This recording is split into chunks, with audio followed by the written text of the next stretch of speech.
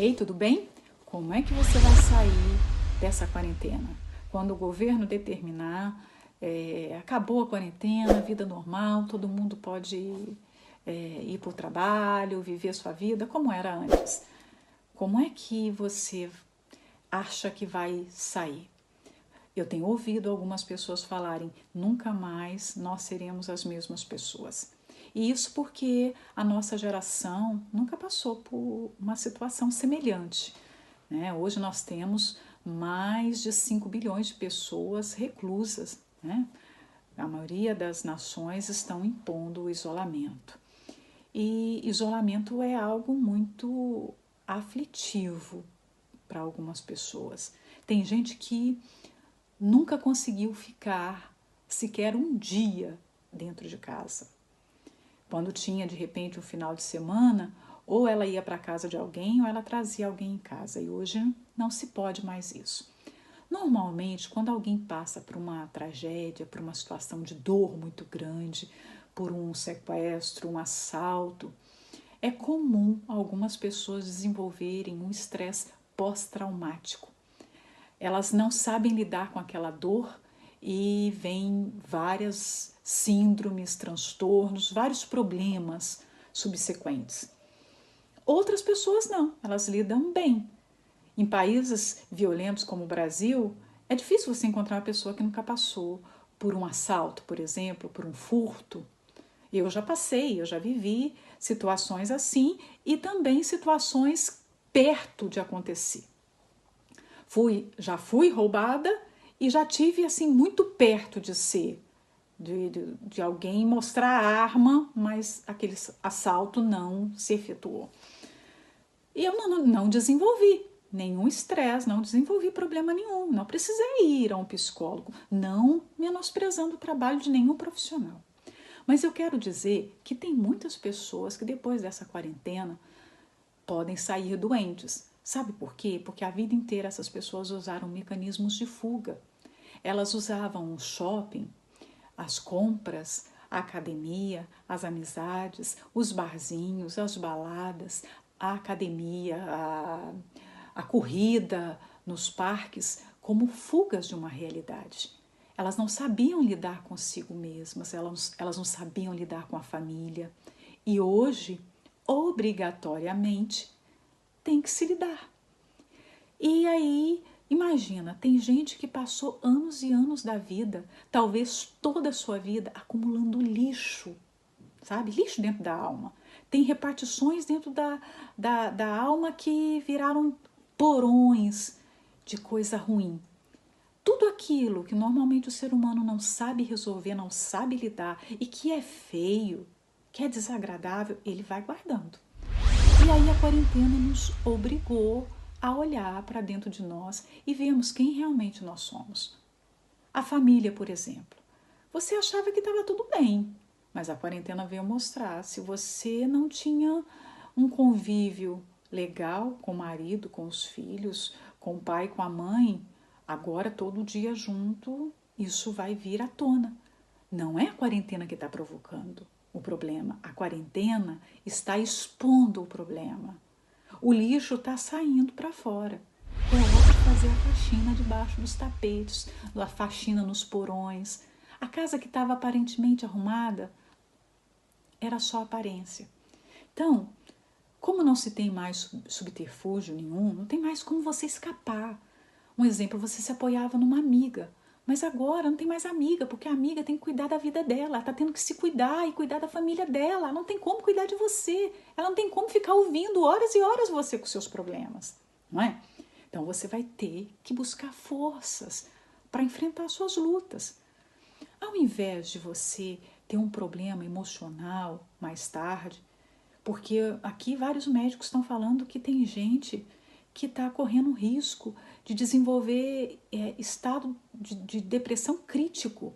Eu recebi uma mensagem há 2 semanas atrás de uma pessoa que é da área da saúde e trabalha num grande hospital e o responsável pelo hospital, o médico responsável, diretor daquele hospital, um homem de 53 anos, até então uma pessoa muito equilibrada, muito boa, não conseguiu lidar com a pressão de ver milhares de pessoas dar entrada nos hospitais e gente indo para UTI, outros morrendo, e faltar equipamento, e faltar pessoal, né? Ele se matou, 53 anos. Ele entrou no banheiro da sua sala e se enforcou. E aquilo foi um choque para todos os amigos dele, para todas o restante da equipe. Por quê? Porque as pessoas não estão conseguindo lidar. Não é só quem está preso, né, dentro de casa que está exposto a desenvolver transtornos e problemas graves. Mas quem está também tendo que ir para a rua precisa ter muita coragem, porque está se deparando com perigo. Quem hoje tem que trabalhar num caixa, como um caixa de supermercado, os policiais e várias outras classes que estão ali o tempo todo lidando com pessoas, olha, todos precisam de uma estrutura. E sabe quem pode dar essa estrutura? Somente o Espírito Santo. Antes de me converter, eu era uma pessoa tão depressiva, tão triste. Qualquer problema que acontecia na minha casa, eu ficava por quase uma semana chorando, remoendo aquilo.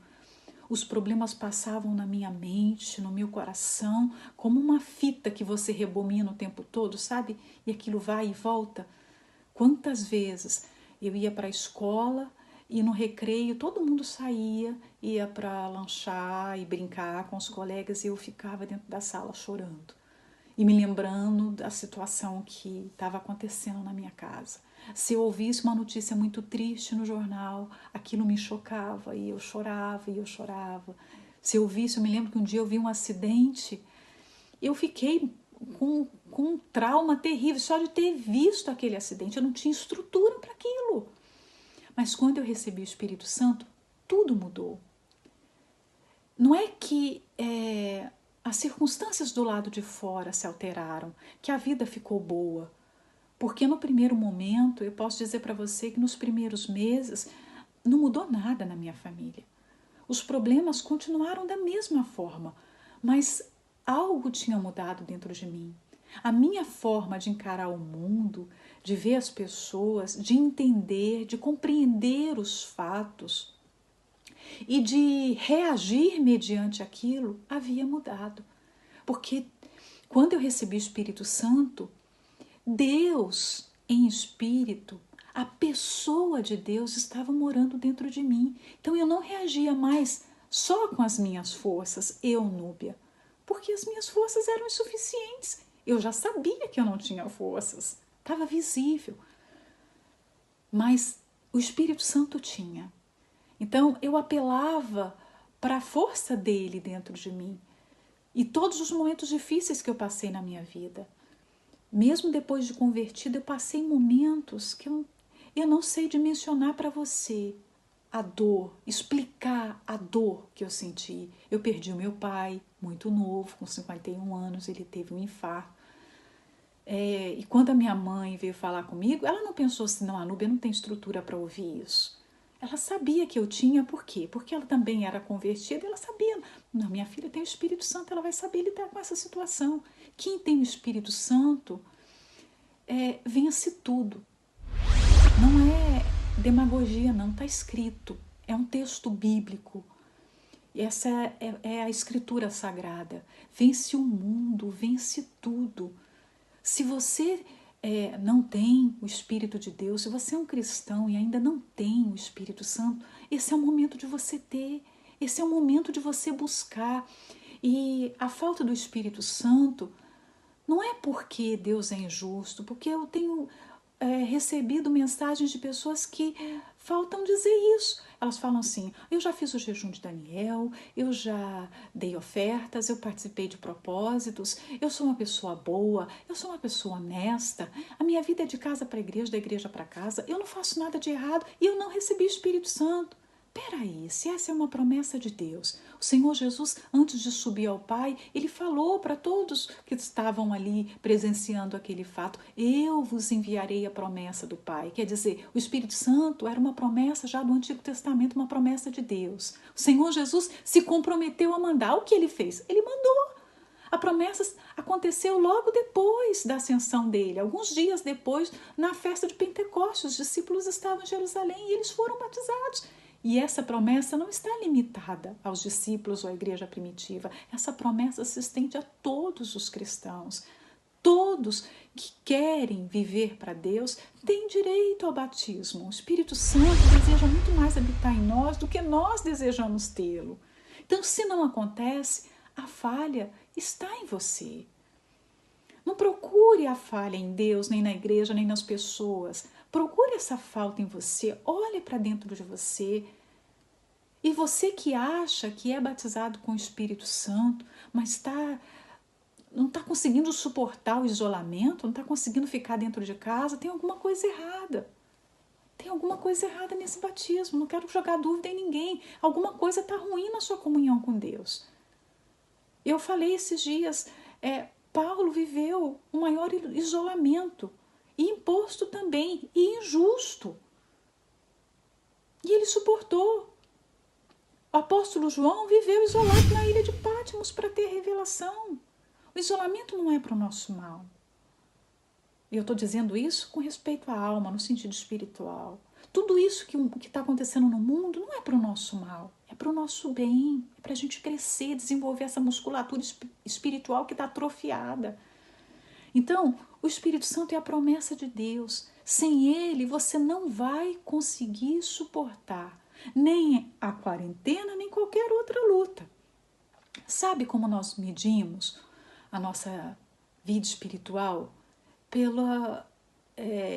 Pela tempestade que os discípulos tiveram que passar. Quando eu olho para aquele episódio que aconteceu lá no Mar da Galileia, quer dizer, um grande temporal se levantou. E os discípulos ficaram desesperados, ao ponto de repreenderem o Senhor Jesus. Quando foram acordar o Senhor Jesus, falaram: o senhor não se importa não, que a gente está aqui nesse estado? O senhor dorme enquanto a gente está quase morrendo.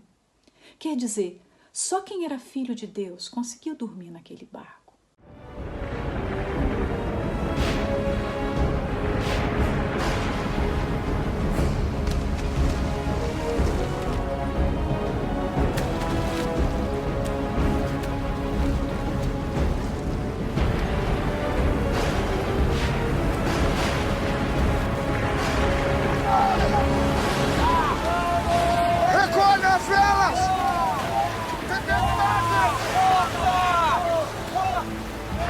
Como Jesus consegue dormir com uma agitada assim?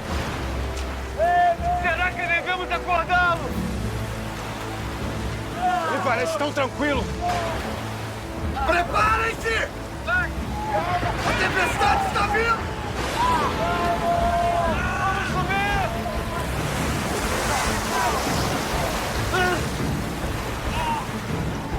Bateu!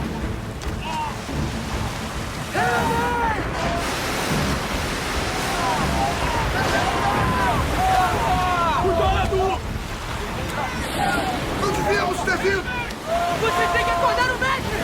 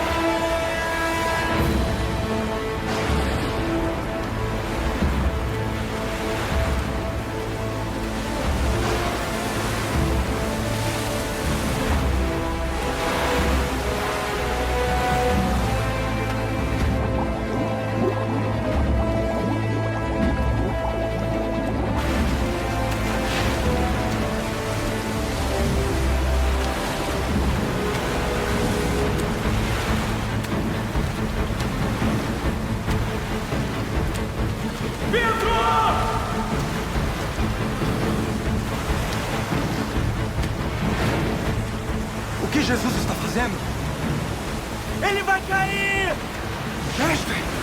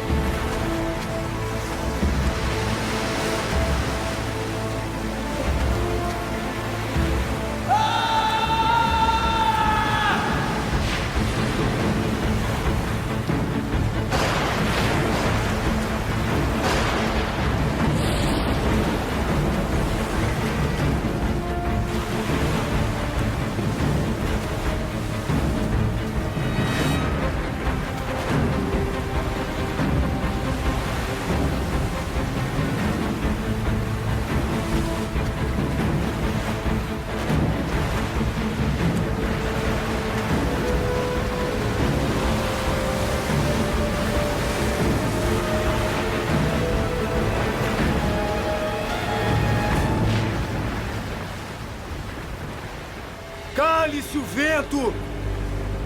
Acalmem-se as águas!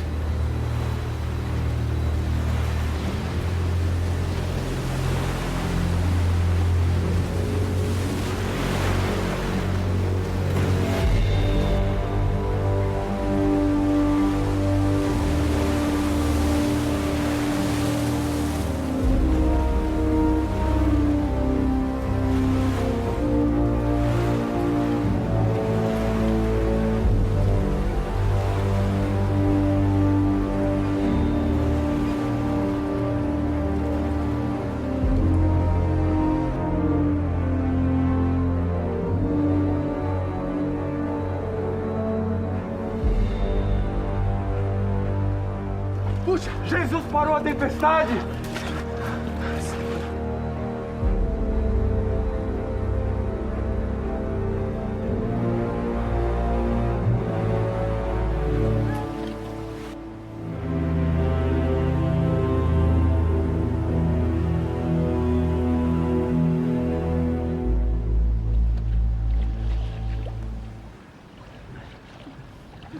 Por que foram tímidos?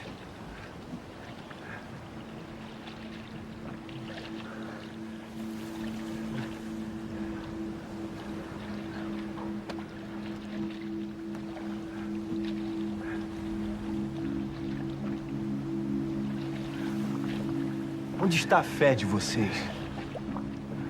Mestre, Vamos. Precisamos chegar do outro lado. A tempestade nos afastou muito da costa. Então... o que estamos esperando? Não ouviram? Mexam-se. Vamos! Vamos! Soltem as velas! Vamos!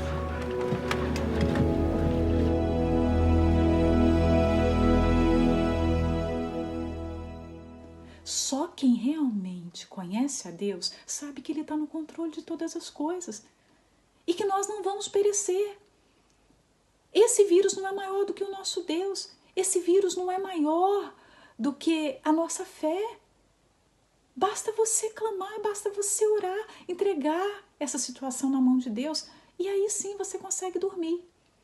A falta do Espírito Santo se dá por uma única coisa: você ainda não se entregou. E aí vem aquela pergunta: mas como é se entregar? Eu não sei isso, o que está faltando? No próximo vídeo eu vou falar o que é se entregar. E eu vou usar o exemplo do apóstolo Paulo. Ele se entregou.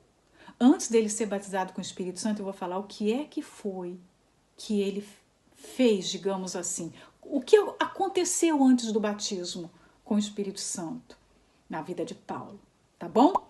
Mas, enquanto isso, busca confiar no Deus que você entregou a vida, porque aí você vai conseguir ficar bem. Você vai conseguir dormir no barco, no meio da tempestade, tá bom? Nós voltamos na nossa próxima reflexão. Até lá!